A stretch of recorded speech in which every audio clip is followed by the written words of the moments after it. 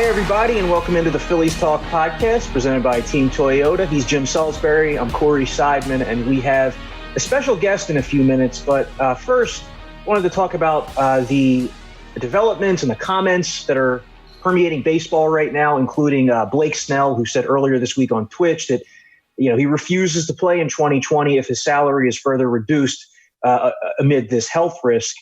Bryce Harper had some things to say in response. A 40-second clip Thursday night. But Jim, what was your reaction to that?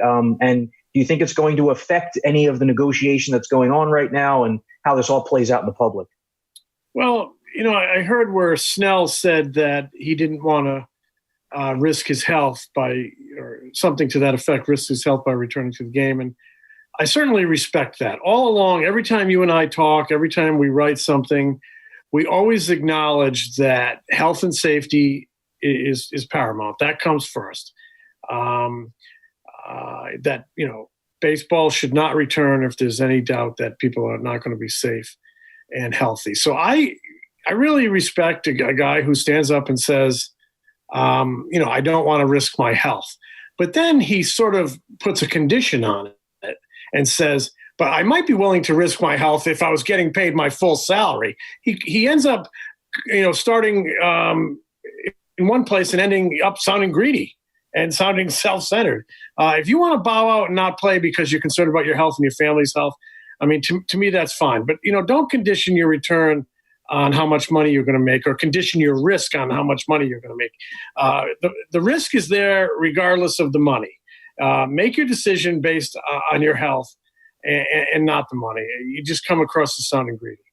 Yeah, and there's so many people who are, personally affected by this. There's so many people who are on the front lines working through this. And that video, while a lot of the message you can where the players are coming from, and in many ways they're justified, in not wanting to have their salaries further reduced beyond the previously agreed upon prorated portion. But it's hard not to come away from that initial Snell video and just kind of shake your head at the way that he phrased some of the things and the way he went about his message.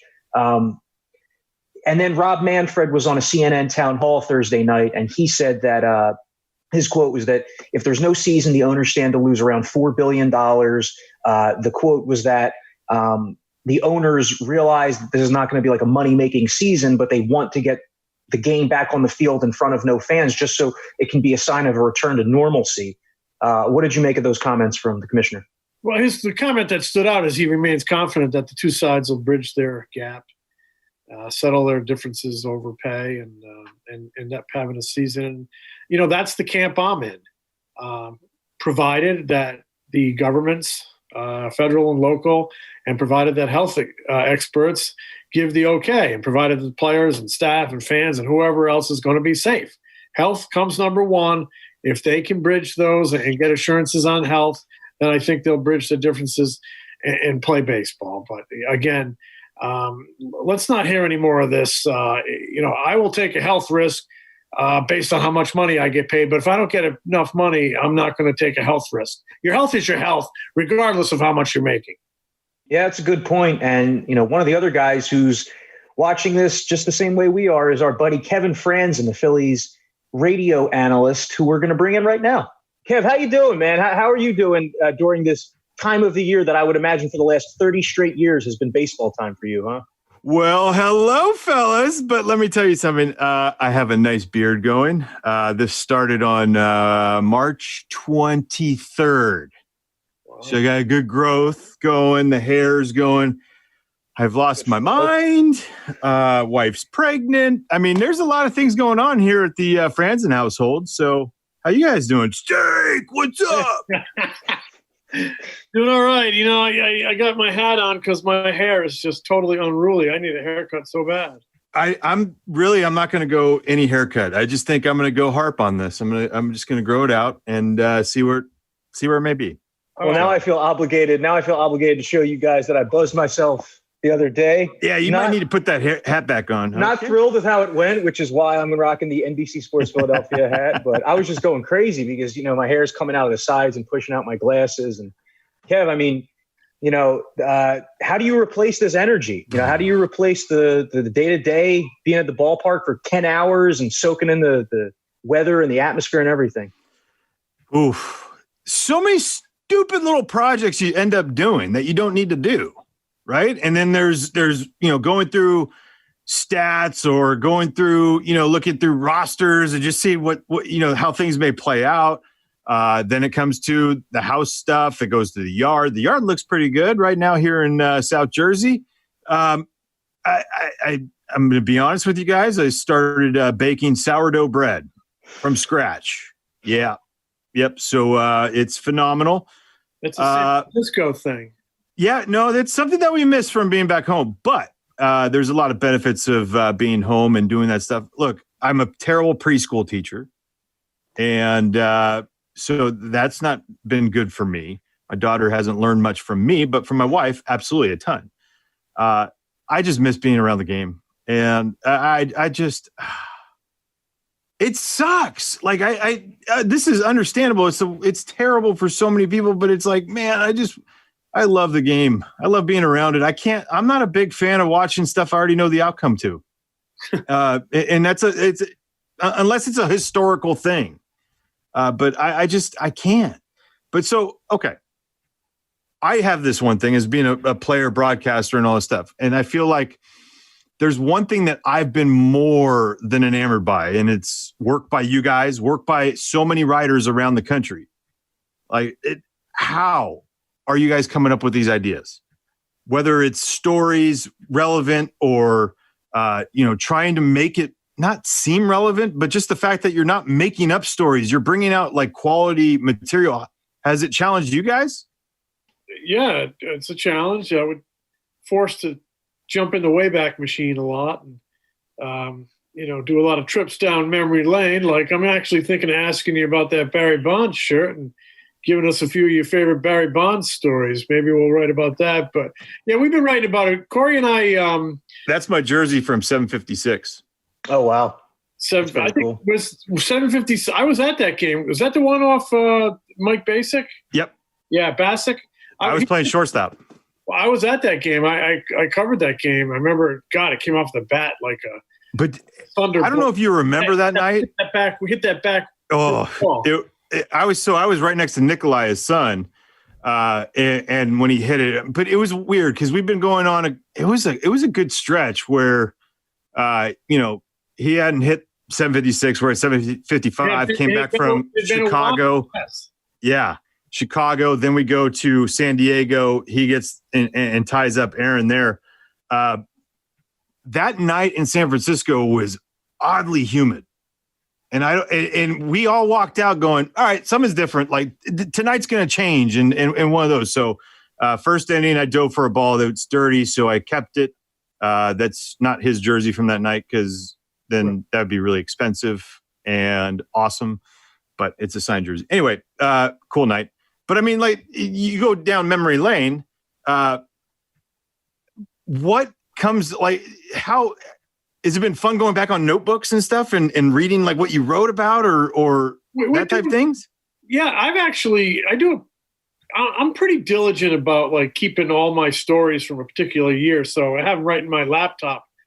So, I've been able to go back and refresh my memory and read over some stuff from the 08 World Series. And it's been kind of fun to read again and to relive that. We're going to be writing about some of that. And we've even gone back further than that. I mean, Corey and I played Stratomatic, the 08 team against the 80 team. That was a lot of fun to go back and just. Who controlled who? We let the computer simulate it, and then I know, but who was? Were you 08? No, I was 08. For all intents and purposes, I was repping 08 and Jim was repping 80. And it turned out, it turned out to be a little bit less of a competitive series than we thought. Yeah. The 80 team kind of waxed them as the series went on. Would you agree with it? Would you agree with it? I was going to ask you about that. I mean, would you have agreed with that, Jim? Like just from being around and understanding the time and. I thought the 80 team was a superior team going in. I thought they'd win it, and they did. There were a few random acts of what the heck, but it was like Cole Hamels hitting 2 doubles off of Steve Carlton to key a game 1 victory. But, it really was all worthwhile when Matt Stairs comes off the bench in game 5, Corey, or game 4, and game 4 or 5, and he hits a grand slam in the top of the 9th off Tug McGraw. So it was just an excuse to have some fun with it and read about some old names and relive some old names. And one of the things we're doing now is, and this is not unique, you know, a lot of folks are doing what-if stories in a lot of different media outlets, and we've done a few as well, and we're calling it like in an alternate universe. And we've actually gone back and tried to revisit some under-the-radar what-ifs. Like Corey wrote about, what if Hunter Pence is not traded to the Giants? Hunter Pence becomes this cult hero out there, helps them win, becomes almost a spiritual leader on that team, and helps them win 3 World Series. I mean, you know, really cool, fun what if to dig into. And we did Roy Campanella. What if he had been a Philly? And what if Cliff Lee doesn't give up a home run to Jose Lopez on September 15th, 2011? 7 shutouts. Maybe that's enough to win the Cy Young. Maybe he lost the Cy Young on 1 pitch. And then you're talking about Barry Bonds' 756, and I that's such a great press box in San Francisco. You're right on top of the field. I can still hear the ball coming off his bat. I can still hear it hitting the back wall, that brick wall. Boom. Well, how about this for a what if in Phillies history? In the 1915 World Series at the Baker Bowl, it only sat 20,000. Mm-hmm.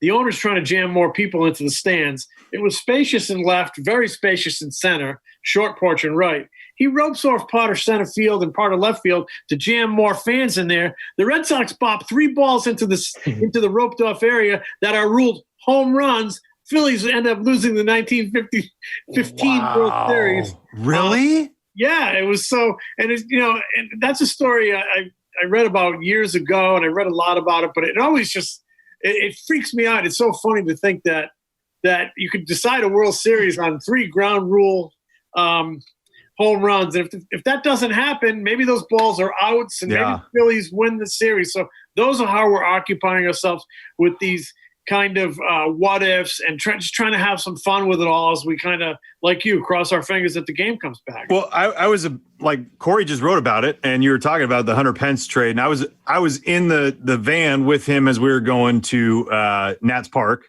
when he got traded. Spicoli's van? What's that? Jeff Spicoli's van? Yeah. I was like, ooh, don't want to go there. But anyway, great reference right there.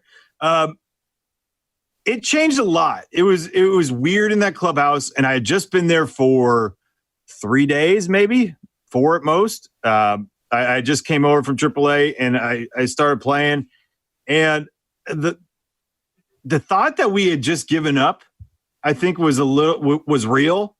But then a couple days later, I think we all started to, we started rolling again, and we started playing some decent baseball. And you wonder if that piece right there, if a Victorino or Pence are still involved, do we push our way through? We don't go to Houston and lay an egg in front of 10 people the entire series and play 4-hour games where Tony DeFrancesco has a triple barrel bullpen going on in the bullpen the entire game. I just feel like things may have been different based on that, but they were needed to be done. I mean, I think Ruben did a hell of a job in doing what he needed to do at that time. Well, it kind of reminds me of 06, the deadline in 06 when the Phillies traded Bobby Abreu, because right after then, the team kind of started to take off. And you wonder, like, okay, would the same thing have played out if events didn't change? Or was that kind of like the jolt that shook things up? Sometimes you see, like, when a manager gets let go, there's that like bounce from the team that they have no choice but to respond. But that was a strange year, 2012, because, the Phillies dealt Victorino, they dealt Hunter Pence, but they really weren't committing yet to fully rebuilding. Like, there was still the idea that season, or even the potential, the next 2, that you guys could, make something happen, right? Yep. No, for sure. And for me, it was like Hunter and I were buddies. Like I talked to him plenty before that in spring trainings, and we were friends.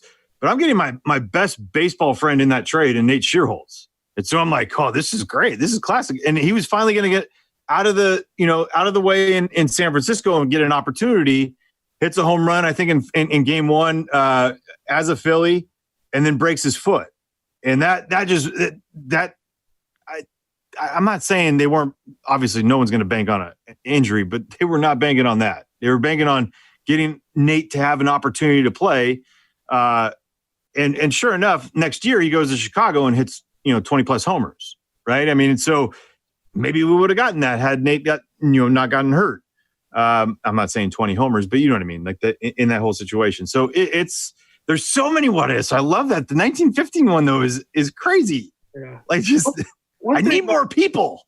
One thing about Hunter Pence is, and that's Nate back there. Yes. Oh yeah. Nice. Left-handed stick. Yeah. So Hunter Pence, very productive player, outstanding player, but he brings something that I think is so crucial to any baseball team and any baseball player. Something I absolutely love, and that's energy. And I love energy players, and he was one of them. Is one of them. Not a fake energy either. No, you can't. It is.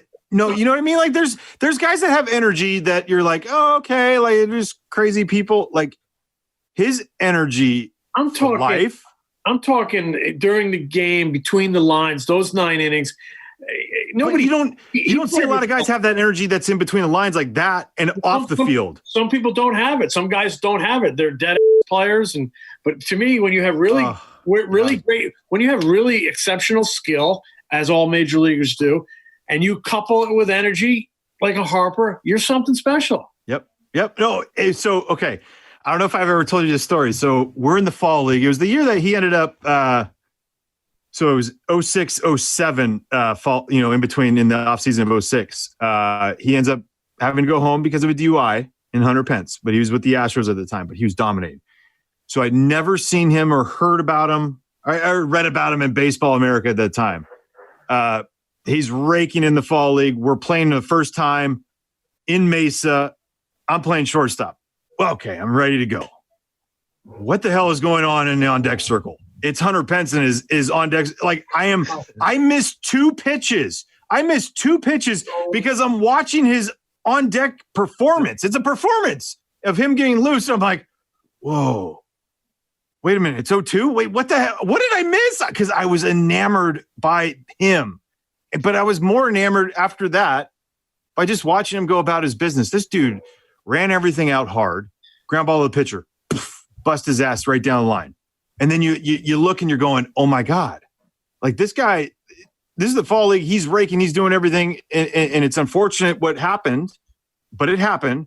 But it never, ever went back on that and said, that guy didn't love the game, ever. He always loved it.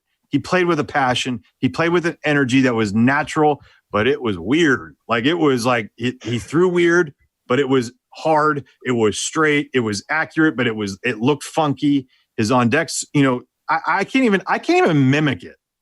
I can't even mimic. Yeah, I remember it was. But he's a very strong guy. You would never teach anybody to throw or hit like that, but he was a freakish athlete who could do stuff that was maybe fundamentally impure and get great results and get very good results from.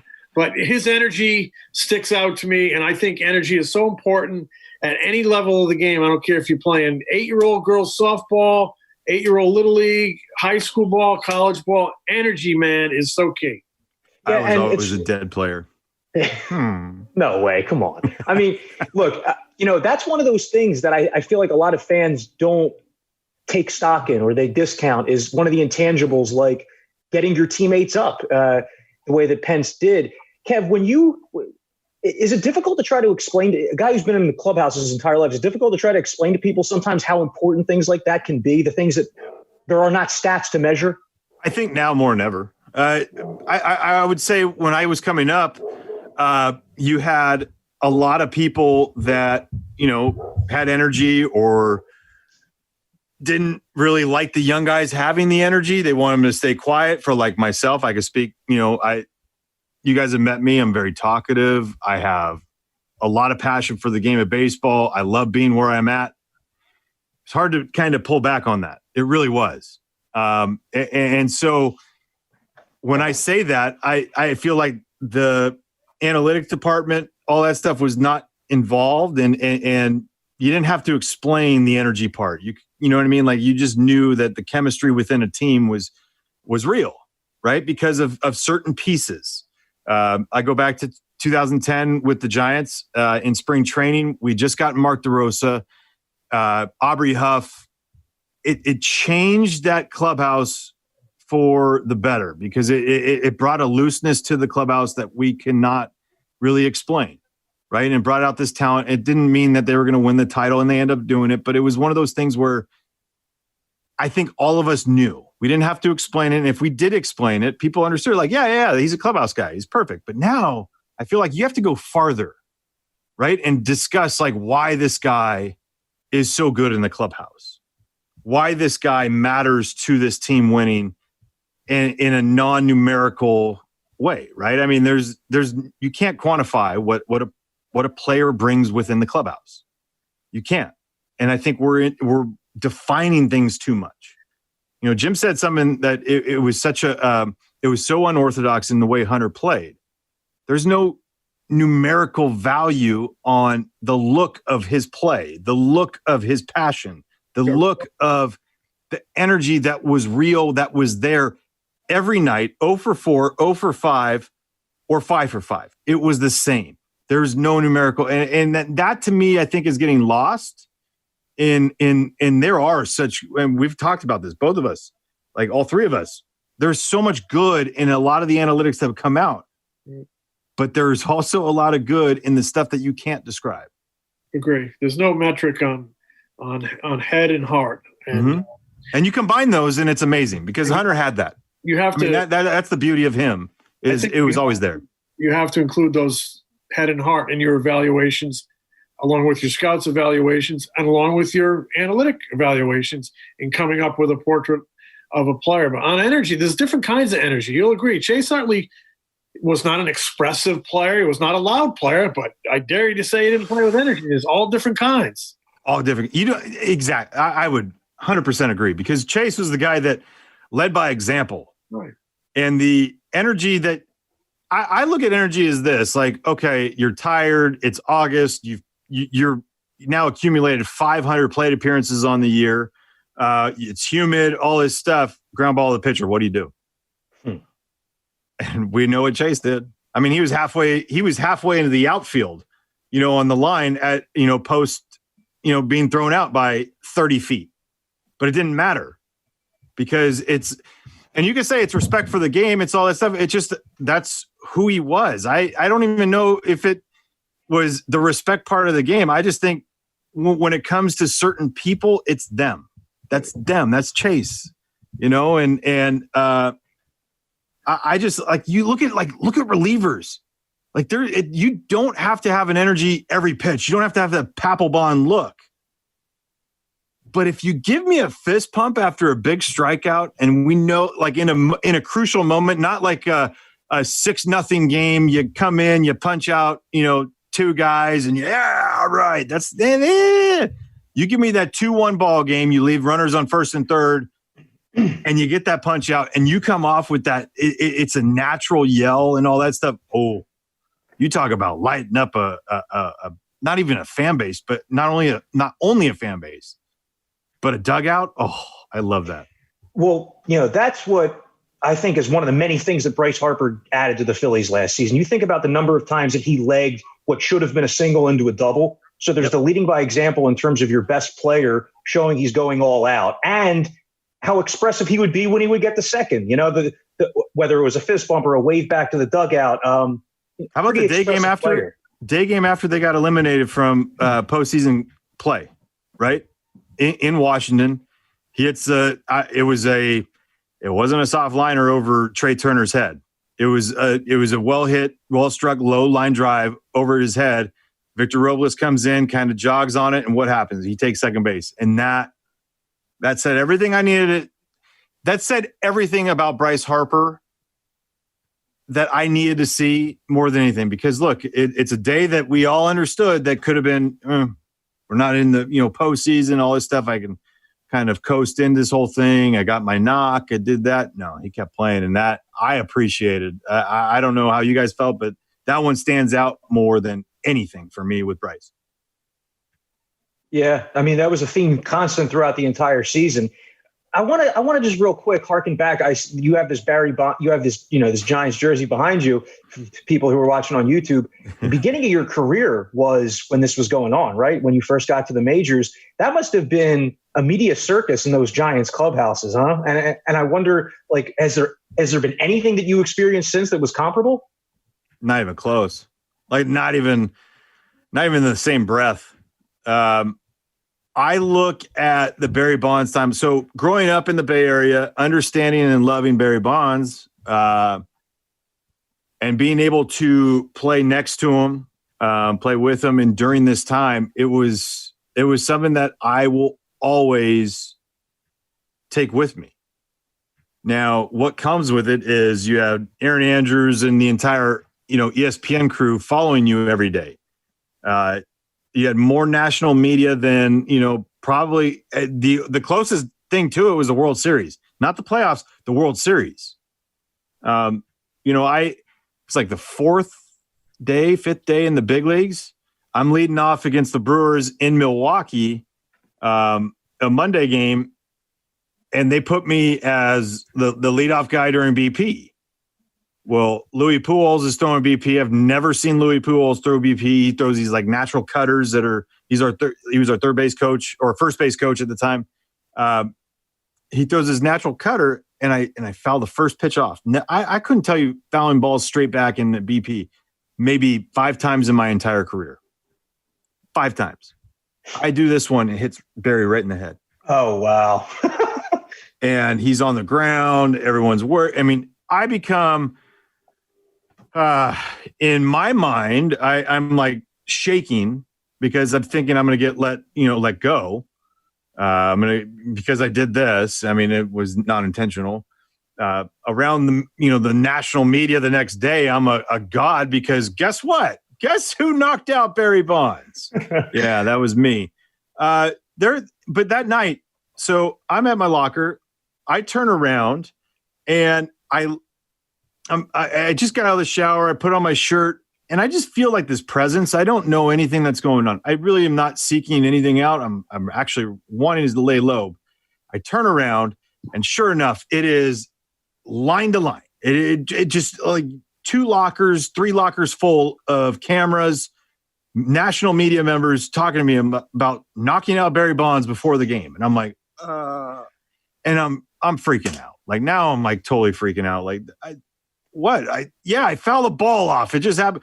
Are you glad that you're a part of history now? I'm like, no, I'm not. What are you talking about? But that night, Barry stayed back, and he had dinner with me there. We sat there, we talked for a while, and I've talked to him plenty, but he's like, dude, I know, get over that. Like this whole thing. He went to Sarah High School where, Tom Brady, Lynn Swann, Barry Bonds, all those guys involved. Fergosi was a Sarah Padre. I went to Bellarmine, which is one of their rivals. And all he did for the next hour was talk, a lot of crap about Bellarmine and the dominance of Sarah over them. And then we went back and forth, and we had this great relationship, but he stayed back to make sure that everything went right because I wasn't there to be a part of the national talk. And so that taught me that no matter what happens, like if you do something wrong around Barry Bonds at that time, it's going to explode. And so it was like kind of lay low as much as I could. After that, I didn't foul any more balls off into his head, so that was good. But it taught me a ton. It teaches you a lot because, look, we all get this, everyone gets to have their opinion on the guy. The reason why I fell in love with Philadelphia, the city, was because of Barry Bonds. Because in 2006, we go back, we come to Philadelphia, and you have the sign in the left field that says the Babe did it on hot dogs and beer, and Barry did it on there's a giant syringe. You had the sumo wrestler and the skinny guy that were right above the dugout, and it was before and after. And the passion that the city showed towards him was incredible. Then it was not only the passion towards the city or towards Barry, it was towards the team, towards Philadelphia, the Phillies. And I loved it. It became my number 1 place to ever play. And it was that weekend. And then he hit the farthest ball I've ever seen hit in my life that was off the McDonald's sign against Lieber. Yeah, I remember that. And it was still on its way up when it went out of the park. But it was like those things I will never forget. I will never forget. I will never forget in Philadelphia that weekend with Barry. Sam from Sam Bat. Remember Sam Bat, the bat that Barry used? Sam wearing his overalls comes in to see his number one client. And Barry's pissed. He's like, "These bats are terrible. They're off. They're all bad weight and all this stuff." And Sam's like this really quiet. He's a large human being, overalls, like very farm, very urban, right? He's a country. I know Sam. Yeah, and he's so sweet. He's just a sweetheart. And he's like, "I'm sorry, Barry. Like, this is not intentional. But how bad are these weights?" Well, Barry liked his bats to be, 34, 31.7 ounces. He's like, "This one's like 31.9. This one's 32.1. This one's 31.3.5. We're like, "Wait, what?" Like, yeah, right. You're just saying this. And I swear to God, on the absolute ounce, he was right on every single bat. They weighed him. Sam brought in his scale. They weighed him. And I'm like, okay, so that's a different level. You know exactly the weights on everything that you're swinging. I mean, there's a lot. I mean, I could go on for hours because I am a believer in him. He was great to me. And, he did things for me on the field that people still to this day don't believe me, but that's fine. And I'm good with. So in 98, when he was hitting all those home runs, he hit a lot of home runs every year, but I think it was 98 or 99 or 2000, one of those years. I actually went to Ottawa to visit with Sam Bat.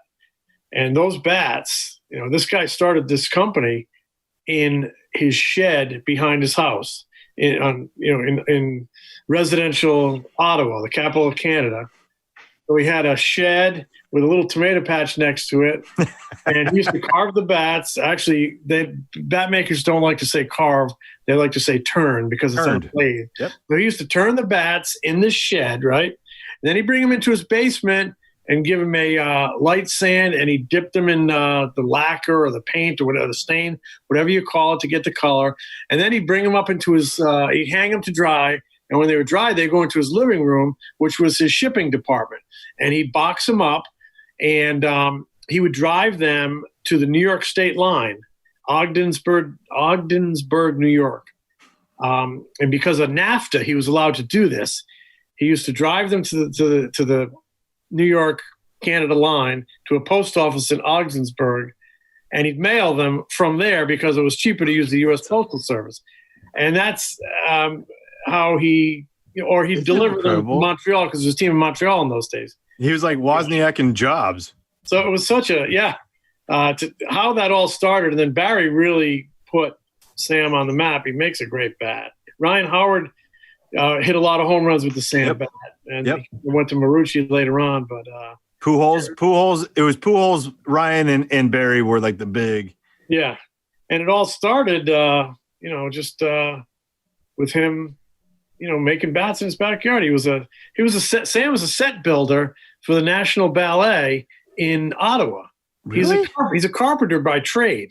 Yeah. And it all started because he had a friend who was a scout. I think the guy was a scout for the Rockies, and he had been down in spring training. He came back to Ottawa. Yeah, he came back to Ottawa, and they're talking one day, and the scout says, "You wouldn't believe how many bats they break in spring training." And Sam very basically, well, that's because ash is not as strong of a wood. They should really make them out of maple. Problem was they couldn't get maple to be light enough where you could handle it. Sam came up with a way to reduce the moisture content in the maple to actually make it usable and swingable for baseball players. So that's how the maple bat started. Yeah, right in his backyard to try to make a more durable bat. He started turning them in his shed and driving them to the AAA team in Ottawa. That's amazing. There was a AAA team in Ottawa, the Expos in those years. And if you remember the name Fernando Seguidal, he used to go. Fernando Seguidal started taking BP with these maple bats. And he's like, "You got something here." And that inspired Sam to keep making them. And then he latched on to Barry, and Barry was the best advertising ever. Absolutely. And you know what's crazy is that like Marucci is very similar to the Sam Bat story. So like Jack Marucci, Corey, do you know the whole story behiund Marucci Bats? So Marucci Bats, number one bat dealer now in the country, over Louisville Slugger. And that's the first time in I don't know, I think it was 35, 40 years. And it's a bat that I used, the gloves I used, fantastic. Jack Marucci, the name, is the head football trainer for LSU football. And I believe it was either John David Booty or Matt Mock, one of those quarterbacks that played at LSU. Ainsworth, too, the guy you put. No. So it comes down to this, but they come back from a season and he's like, man, our bats were breaking all the time. And Jack's like, let me look at this thing. And he goes back to his shed and he makes a bat for one of the guys. They come back and they're like, this bat was incredible. So he started just making bats for them. And then he started making bats. He started his little boy. I did a story on Jack too. His little boy wanted a wood bat and Jack had a lathe and he made him a wood bat. And all of a sudden every kid in the little league wanted a wood bat. So he started making these wood bats for everybody, making them out of maple. His break was Eduardo Perez. Mm-hmm. Before Jack went to LSU, he worked at Florida State. Eduardo Perez played at Florida State. They had bumped into each other somewhere along the way, and Jack said, oh, I'm making bats now. Eduardo says, send me a couple. He sneaks him into a couple games, spring training or whatever, loves them, starts raking with them. Manny Ramirez snuck one into the 04 World Series. It was not licensed by MLB. He sneaks one in there. Marucci made him a special bat. He called it the CB-24, Curse Buster 24. Sneaks it into the World Series. And that's how these unbelievable stories start. It feels like something out of Shark Tank. I love it. I love it. I mean, like the best Manny story I've ever heard. Omar Vizquel told me this, and it was a 3 home run game hit by Manny. He used 3 different bats. Not one bat was his. Wow. He would look at a bat and he would be like, okay. And he'd go up and hit it. He goes, Harper loves to experiment with other guys' bats. He's always using Yeah. I got him out of a slump one time. He used my little pea shooter. He got just a base knock, and he loved it. So I just, okay, Bryce, you could have it. Yeah. Did you use maple or ash? I always used maple. I was a Marucci guy from 07 on. Did you ever hit with ash? Did you notice a difference? I did. Difference? I think it became a whole deal, like in the minor leagues, using maple. As expensive as they were, and I was fortunate enough to be in big league camp from my first spring training on. So I got the bats then. The ash bats would, unless you were there with the bone and hardening them up and doing everything and doing the work, they splintered on you, and it could be costly at some point. A maple bat, like I had a maple bat my first year in pro ball. That lasted 2 months. I had 2 months worth, and I was raking. And it was like the Wonder Boy when it broke. I was like, oh, It was like a ground ball I could have beaten out. And I'm looking back like it broke. No. But it was the fact that an ash bat wouldn't have done that. And it became more the cost thing than anything. But the Marucci bats, to me, I mean, Chase used them, Ryan used them. I mean, you could go on and on about how many guys use them now, but I mean, in general, it's a special bat. And Bryce is just, he that I think I've told you this. This is the one thing I was enamored with Bryce Harper.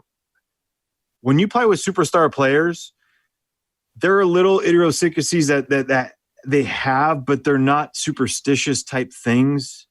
He's a superstitious guy and player, and I appreciated that about him. Because there was the realness behind him, right? I mean, like we're all that way. We're all somewhat that way, and he was that. And so this bat didn't have any knocks in it. I'm going to go to this one. Let me try your bat, and that's a huge thing that I'm appreciative of him. From from Bonds to Pujols to Manny to Bryce, talking about a lot of record-setting type players, and one of the things that I've been thinking about this week is. If this season is 82 games, let's say, there could be some records set that we never thought would be set. Someone mentioned that, and I looked this up. It's hard to believe, but in 2004, final 81 games of the season, Ichiro hit 425 over the final 81 games of the season. How would you guys feel if someone hit 400 in 80 games? Does that feel like a 400 to you, or It's difficult to say right now. Probably. No, and look, it's not when you base it on the 144, 154, 162 action, right? It's not the same. It's still something that should be celebrated. It's still something that is freaking awesome. Like, come on. Like, just to be able to have that. I'm a big believer that this whole thing, if it's 82 games, it should be the most exciting baseball we've ever, seen, whether it's going to be on TV or, through the radio waves, 94 WIP. But for me, I look at this whole thing where this is going to be a sprint, right? And so if there are some things that happen, like a guy hits 400, is it the same as a guy hitting 400 through 162? No. But is it something that we should look at the guy and go, it wasn't one?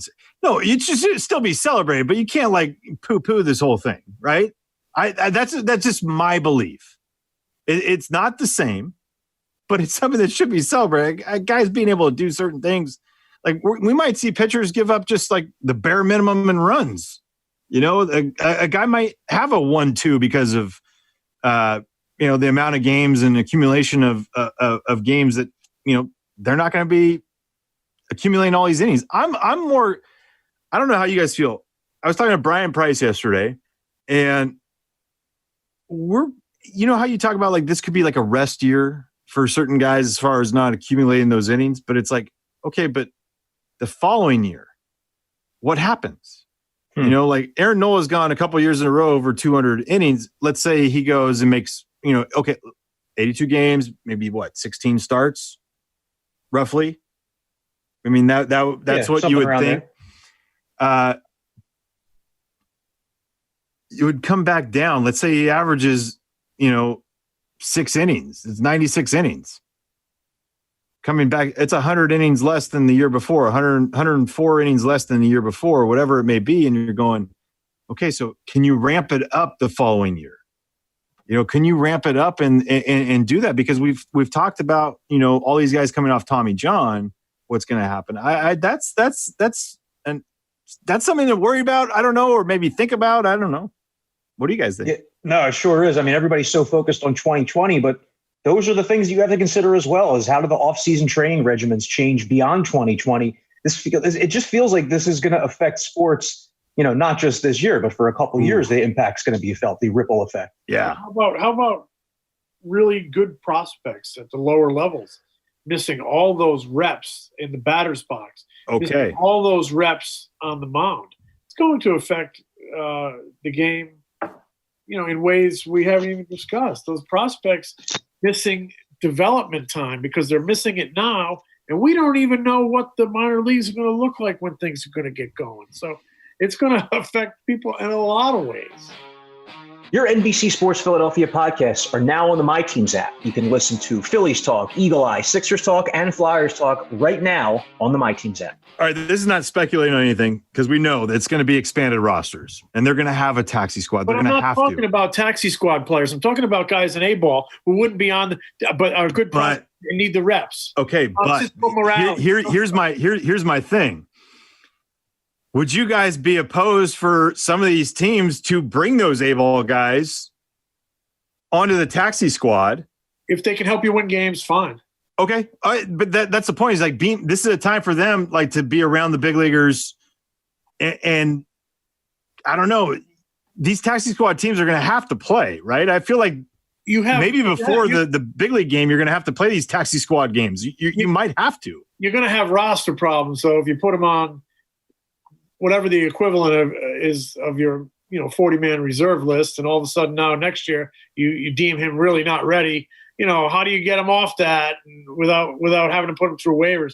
There's a whole lot of. I was just thinking if it's. But I'm talking about the young minor leaguer who's not ready for the major leagues, but he's a golden prospect. You can hit in the batting cage all day long. It ain't the same as being in game reps. Yeah, no, for sure.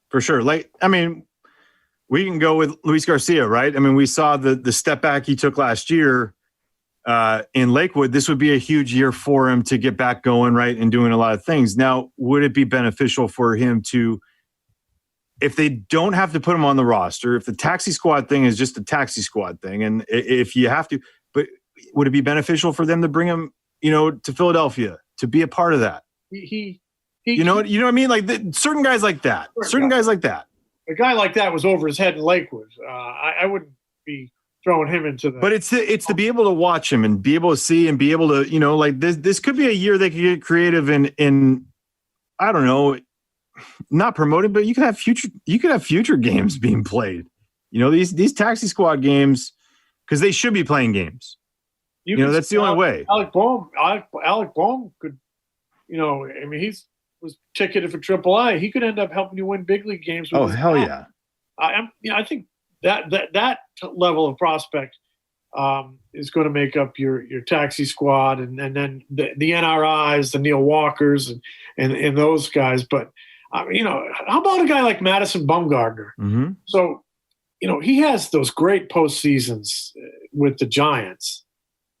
Do you think, and you follow the Giants, do you think all of those postseasons, kind of built up his odometer a little bit and maybe helped explain some of the velocity drop? And to take it a step further, do you think this downtime is beneficial for a guy like Madison Bumgarner? We're talking about how it's going to impact guys negatively. Could it impact some guys who've carried heavy loads? Could it impact them positively? I absolutely think so. But we won't really know. The Madison thing took a turn for everything on the motorbike accident. Okay. With his shoulder, and he can't, and he did what he did to get back. And then getting hit in the hand by Whit Merrifield the next year, and his velocity was up at that point in time, and he was getting back to the normal Madison. Well, that hindered everything there. So I think yes with him, because we're going to get more rest. It was two flukish things, one in his control, one out of his control, obviously. But yeah, he's one of those guys that I don't know, Jim. You've been around this game long enough. And we were talking about energy, right? And the fake energy, the real energy, the guys that just have it all the time, Hunter Pence. Madison's like that. And it's a very Chase Utley like, right? Just go about his business every day, but it's the same. And there's no like drop off.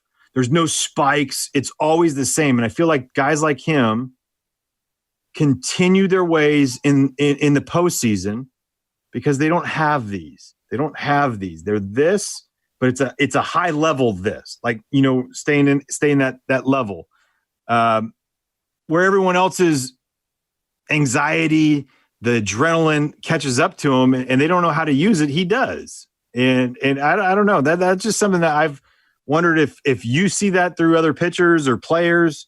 I see the intensity, and I respect it, and the competitiveness, and taking the ball, all that stuff. I love the guy. He's a warrior. I just was raising the point that he's carried heavy loads in October, and it's, big, heavy, stressful loads, and that's wear and tear. You saw with Cole, right? A little bit of a little downtime could maybe help. Yeah, some. That's all. Well, Cole was so great in 08, 09 postseason, right? And then you get to 10. It wasn't the same Cole that year. Right?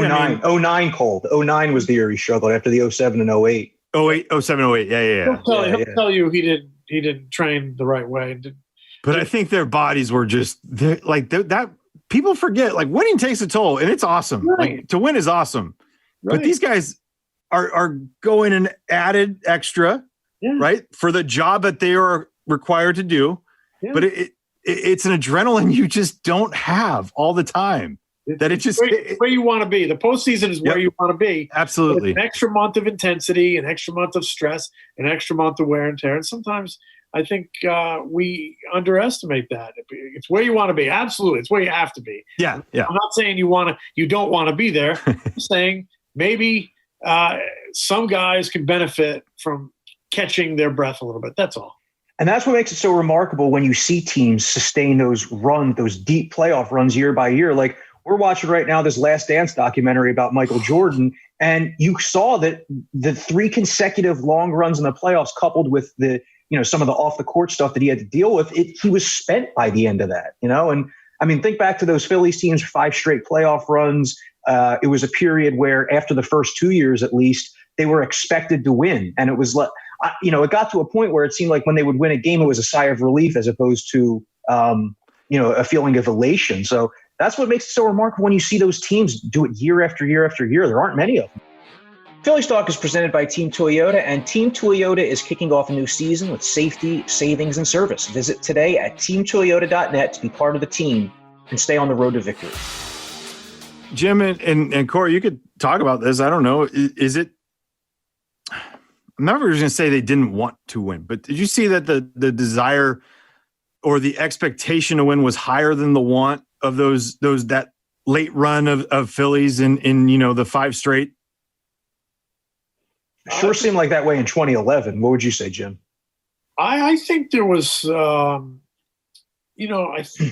think they lost a little hunger. Some of the guys might have lost a little hunger or maybe a little edge, but I also think, they benefited by bringing in a guy like Halladay to, who hadn't been there to sharpen that edge in 10 and 11. I remember those great Yankee teams. Every year they seemed to bring in a new guy. One year, Clemens. One year it was Knobloch. I'm missing guys, I'm sure. But every year they seemed to bring in a different guy that had never been there and kind of – Scott Brocious, reinvigorate that hunger a little bit, reestablish that hunger a little bit. But you know what? I think it's only natural your belly gets full a little bit. The special ones can come back the next year and be hungry again. But, I think they should have won more in those days. There were a lot of reasons they should have won more. That's why in baseball, it's so much more difficult than in basketball to do, I think. Because, an individual can carry you a long way in basketball, as we saw with Michael Jordan. In baseball, if 6 guys have that hunger and 3 guys don't, whatever it may be, it really takes away from that team. And in basketball, a one guy could will with the great talent, but it could also will a team to the finals. Now, it takes a team effort to get through that. I just think in baseball, there's so much more to have that we were talking about earlier, not to quantify. You can't quantify the heart and in this, right? As a team, you can't quantify having the same beliefs. Yeah, momentum is momentum and peak performances. And baseball is this, you have a bad week, you have a great week. They had a bad week in 2011. The St. Louis Cardinals had a great 2 months, and they just went up from like August 25th on. So, I think about the 08 team. They weren't the best team of that run, but they had a great postseason, and things lined up for them a little bit because if you remember, the Cubs were a very good team that year. They got knocked out early by the Dodgers. And the Phillies faced the Tampa Bay Rays in the World Series, not the Boston Red Sox. The Tampa Bay Rays beat the Boston Red Sox. They were spent after that. That was their World Series. Yeah. It was the same thing when the Eagles finally made the Super Bowl in 1980, beat the Dallas Cowboys finally in the NFC Championship game. They had nothing left for the Super Bowl. And that's just not me talking. I got that right from Bill Berge. I did a story on it. He told me flat out, that was our Super Bowl beating the Cowboys. We had nothing left. Very analogous situation with the Phillies facing the Tampa Bay Rays. The Tampa Bay Rays beat the mighty Boston Red Sox. That was their World Series. So many things lined up for the Phillies, and most of all, performance. Cole Hamels putting the team on his back, and that bullpen really doing the job it did, hitting the way they did. So you gotta play good. You gotta get hot. You gotta have momentum, and you gotta hope the other guys don't have it. You get luck. There's luck. There's the luck factor. There's definitely luck and randomness and everything. It's just like life. Well, Kev, at the beginning you asked how are we keeping ourselves sane and find topics to discuss. Yeah. Look at this. We just had an hour full of conversations that even without the game, you can still have, and they're still relevant. Baseball's not going to be gone forever. It's going to be coming back.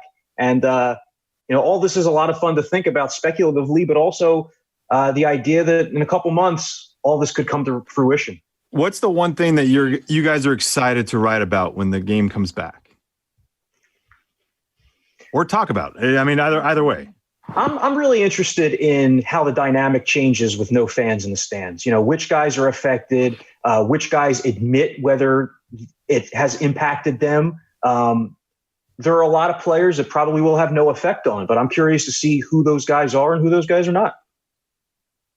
Yeah, I'm the same way. I think that this is, and without, this with all due respect and not talking drugs or anything, but I want to see how this is the effect of like taking away greenies, and I say that because we saw the effect it had on older players, right? And not being able to play day game after night game.